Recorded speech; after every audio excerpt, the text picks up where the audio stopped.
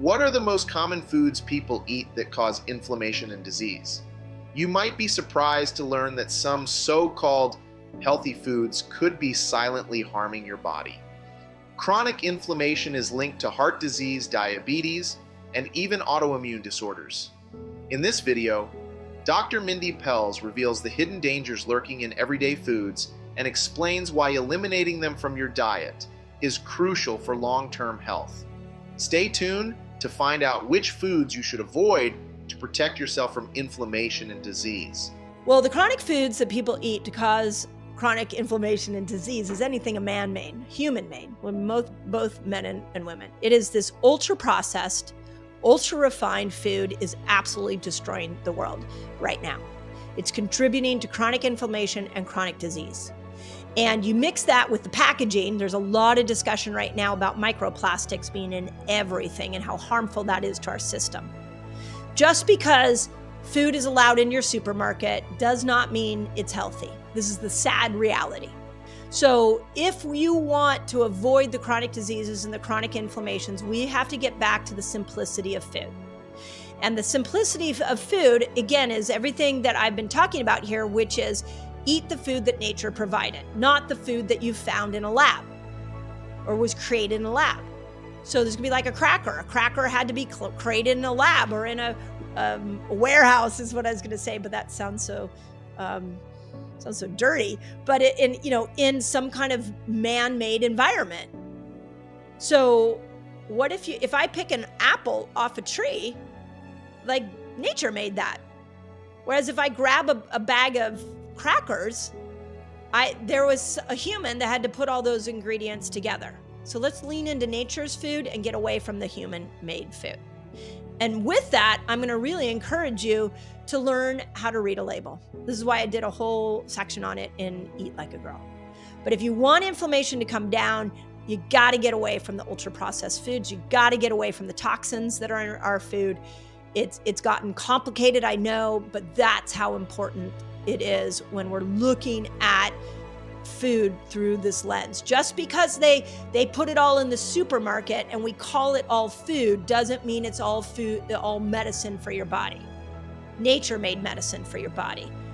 Humans destroyed it. With the rise in awareness of healthy eating, a lot of big food companies are trying to promote healthy food to eat instead. What are some of the fake healthy foods people should be aware of that still cause inflammation and damage to their health? Yeah. So the first thing you got to understand is that there is a profit in keeping you addicted to food, and there is a profit in keeping you sick. I'm really sad to be, if that's the first time you're hearing this, I'm really sad to be the one delivering you that message. This is why I really feel strong that so many people are in health crises right now that are not their fault. But their health is still their responsibility. So the first part of this question being that so many people are waking up to the importance of healthy food warms my heart. It's like, yes, yeah, that's what we need to do. That's it. We need to just stop overcomplicating this and just get back to healthy food. But because profits are at stake, the food industry has gotten very crafty with the labeling. So I have mentioned this many times, but worth mentioning again. But Vani is the food babe. And I love this woman. She has been going after the food industry for a very long time. She actually was one of the people that overturned, got the toxic oils out of In-N-Out Burger and got them to put the correct oils in their fries, which is huge. And she would sit in the waiting room of big corporations until the CEO came out to try to hold him or her accountable for the toxins, chronic disease toxins that they were putting in their food. And one of the things that she taught us, all of us, in this interview that I did with her on the Resetter podcast was that the term natural flavors is actually code for they can put small amounts of toxic food into that ingredient under and put it all under natural flavors. So chemical flavor enhancers like monosodium glutamate. Now there are some really good monosodium glutamate. That's an interesting ingredient because nature provides a lot of positive, healthy monosodium glutamate products. But then there's a synthetic version, a lot of the that enhances taste.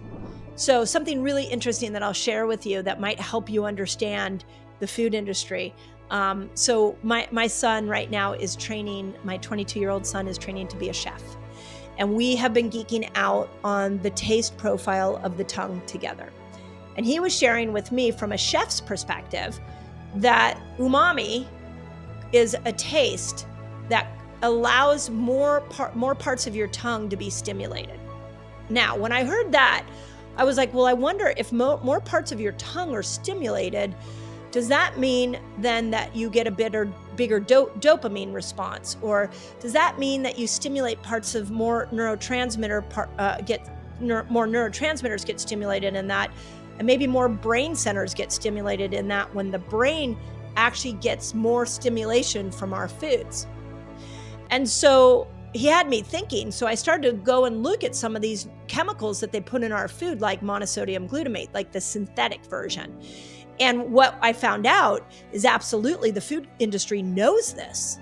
And so like artificial colors, artificial flavors, monosodium glutamate. I'm trying to think what some of the other neurochemicals, like even like things like NutraSweet, they have ways of stimulating the tongue so that we have a deeper like, ooh, that tasted really good.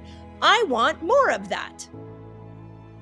This is why we got to come back to nature's foods, because the food industry is absolutely controlling our taste buds because they understand this umami flavoring in our tongue.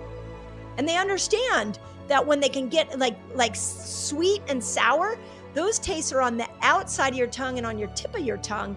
And so the brain response sometimes can be a lot different. So, but the chemicals they're putting in food actually is driving us to eat more of this toxic food. So natural flavorings is one of them, artificial colors and red dyes. You'll see red dye number 5 or 10 or all that. You'll see whenever you see on the front of a package, if you see natural on the front, that means nothing. There's no regulation around the word natural. When you see healthy on a product, no regulation. This is why eating foods without a label are your best bet, because the food industry has gotten really crafty. So how does that look? Everything I teach you, I apply to myself. So if you looked in my refrigerator right now, you see a lot of fruits and vegetables and meats, and I do dairy. And so fermented products, fermented yogurts, fermented sauerkraut. And, you know, if you looked in my pantry, there's not as much in there. There's maybe some legumes. There's, I do gluten-free pastas every once in a while. And so this is where if you are a bit of a home chef, it really works for you, or you are willing to put some ingredients together to make your own meals, your health will really thrive. And in Eat Like a Girl, I gave you over 100 recipes in there that are outstanding and easy to make. So those of you that are getting that book, you will have access to professional recipes made by master chefs. Processed foods, artificial ingredients, and flavorings are some of the biggest culprits behind chronic inflammation, leading to serious health issues over time. The best way to protect your body is by choosing natural, whole foods, and always checking packaging labels before buying. Small changes in your diet can make a big difference in your overall well-being. If you found this video helpful, don't forget to like, share, and subscribe to the channel for more health tips. Let's take control of our health together.